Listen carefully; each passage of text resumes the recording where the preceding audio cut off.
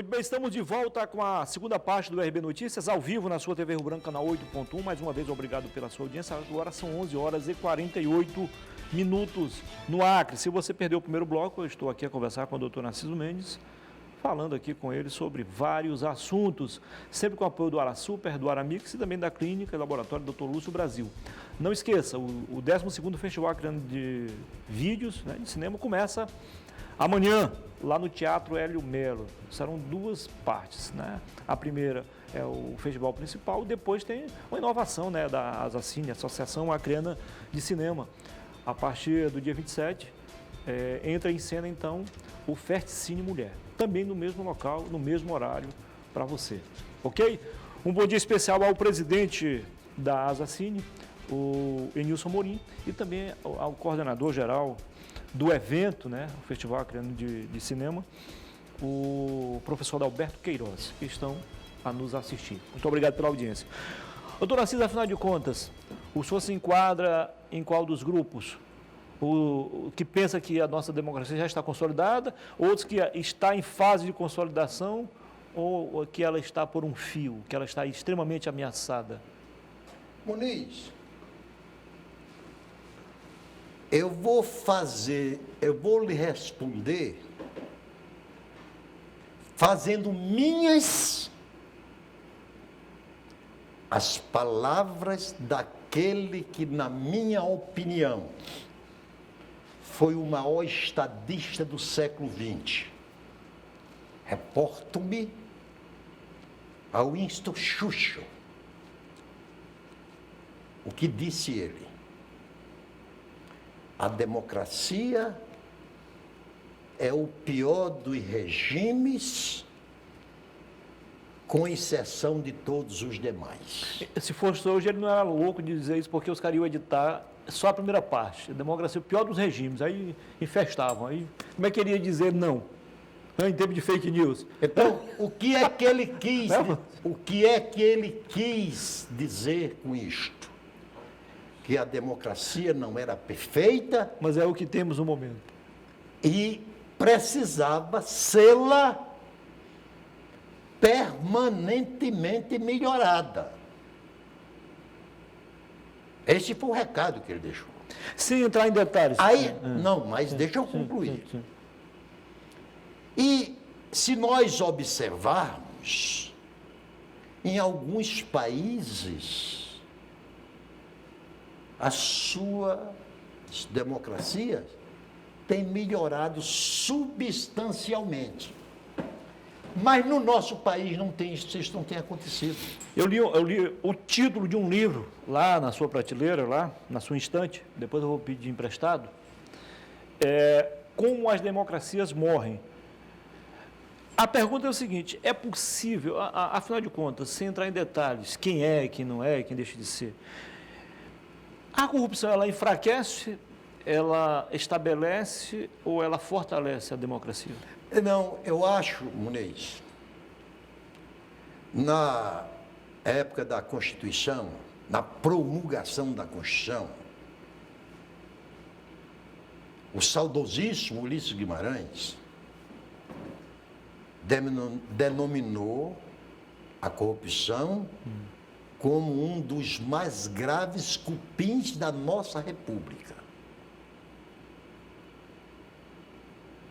Mas eu não votarei em nenhum candidato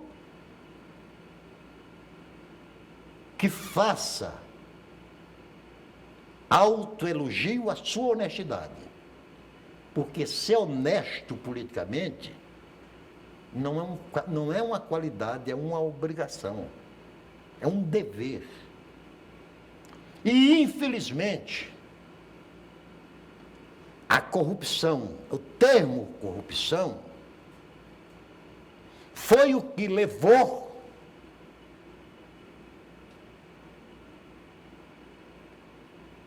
por exemplo, Hitler a comandar a Alemanha, em nome do combate à corrupção. Mas Vamos lá, vamos lá. Então, a corrupção é um cupim. E aqui no nosso país, eu fico muito triste quando já percebo que a palavra corrupção tem sido um instrumento que elegeu, por exemplo, você não teve idade, eu tive. Eu assisti um comício de Jânio Quadros, candidato a presidente da República. O homem da vassourinha? Qual era a sua propaganda? Ele com a vassoura que ia varrer a corrupção no Brasil. O Collor também usou isso. Collor, numa versão da corrupção, que era os marajás, que continuam todos hoje estranhados na máquina pública, que ia acabar com os marajás. Resultado, nem Jânio concluiu seu mandato, nem Collor concluiu seu mandato. Agora, parece que o eleitor, o brasileiro, não está levando isso muito a sério, não, porque tanto de direita como de esquerda, nós temos corruptos se reelegendo. E aí, então, não vale mais a pena, então, o discurso que o senhor fala? Não, Muniz. Por exemplo, essa semana eu fiz um artigozinho que eu faço diariamente. Por falar artigo, antes de o senhor concluir, há uns 20 anos, há uns 15 anos, eu li um artigo seu que o senhor tocou no assunto seguinte: tem político roubando para se eleger e se reelegendo para roubar. Tem muitos deles. De direita e de esquerda, no sul, no sudeste, no centro, no centro-oeste. Então, parece que esse discurso que o senhor fala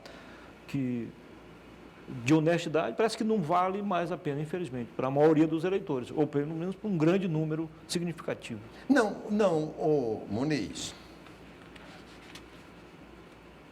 Sua Excelência, o eleitor brasileiro, eu não faço minha as palavras do Pelé, quando disse que o eleitor brasileiro não sabe votar. Eu jamais usaria essa expressão. Mas o nosso sistema, ele foi montado de sorte a não ensinar cada vez mais os nossos eleitores a votar. Muitas vezes, o eleitor vai votar, como a última eleição. A última eleição, a disputa de segundo turno entre Jair Bolsonaro e Fernando Haddad para presidente da República, você votava num para derrotar o outro. Mas aí vai ao encontro do que o senhor falou agora há pouco em off, que antes de começar o programa, e de manhã cedo também, sobre a questão dos Estados Unidos, que desde 1948 só 2 candidatos disputam a eleição. O 48 foi o último, que apareceu um empresário meio maluco e tirou pouco mais de 1 milhão de votos e nunca mais quis fazer isso. Até porque agora também é multado, que não atinge um determinado percentual de voto. Então, no Brasil, apesar de vários candidatos, nas últimas 3 eleições, por exemplo, uma questão plebiscitária. Ou vota em um ou no outro. Quem se atreveu a criar a terceira via, a candidatura alternativa, se ferrou. Mas Muniz, eu teria a maior satisfação do mundo. Eu teria, patrioticamente, a maior satisfação do mundo de que a disputa do ano que vem, já que candidatos assim já se autoproclamaram, que além do Lula, ex-presidente, e do atual presidente Jair Bolsonaro, tivesse um candidato que quebrasse essa polarização. Mas o senhor... Isso é o que o senhor pensa. Deixa eu concluir. Sim. Mas acontece o seguinte: tão irresponsável quanto seja esta polarização, parece ser o nosso centro político. que já está com 9 ou 10 pré-candidatos a presidente da República. É o seguinte, existe uma diferença entre querer, torcer e acreditar. O senhor acredita no surgimento de uma candidatura alternativa a essas duas? Eu não sei, eu estou dizendo, o ideal seria que isso acontecesse.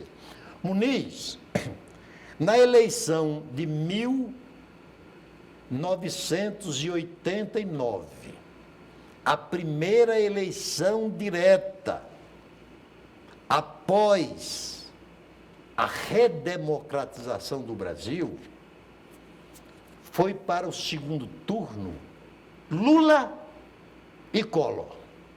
Sabe quem fora derrotado naquelas eleições que sequer chegaram ao segundo turno?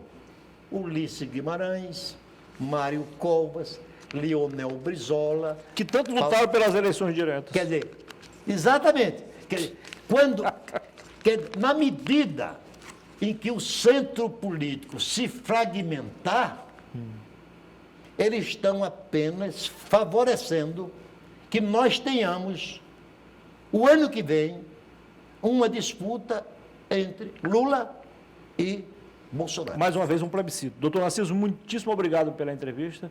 Muito obrigado mesmo. Que o senhor tenha um excelente fim de semana. Foi um prazer.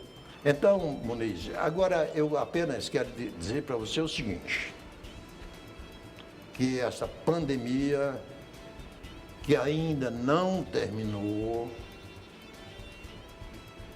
mas vai terminar, porque a milagrosa vacina acontecerá como aconteceu contra todas as demais pandemias.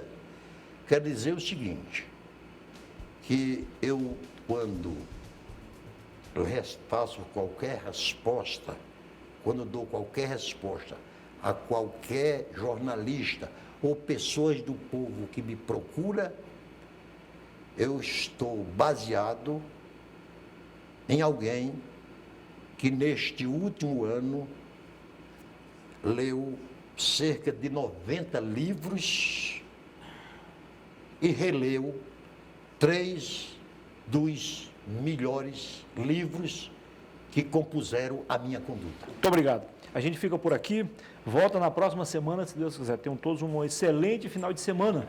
É? Ainda tem? Comercial. Hã? Comercial. Ah, tem... Eu estou querendo acabar o programa. Depois do comercial, a gente volta, porque eu vou conversar com o presidente da Ambrac, gente. O Fernando Campos. Só apenas 2 minutos. Até já.